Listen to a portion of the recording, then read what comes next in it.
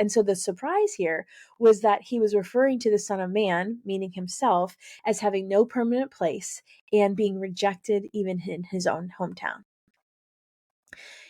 I don't know if you've experienced this as a believer. Maybe you have, maybe you haven't. But I think this idea of being rejected by your own hometown or even your own family is something that carries a lot of weight for a lot of people. And it can paralyze us if we're not careful. And I myself have even just recently experienced something along those lines. And it can be something that the enemy will use to try to discourage us and make us feel defeated. And yet I have to come back to the scripture and recognize that if Jesus was treated that way in his own hometown, and again, we're going to get into that later. It's unpacked more for us later in the Gospels, but this reminder here that he doesn't even have a permanent place.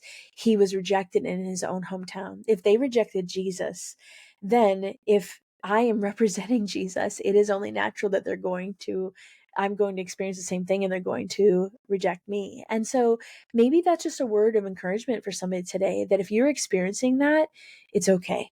If you're experiencing this rejection from family or hometown or your high school friends because of Jesus, it's okay. And he sees you and he understands.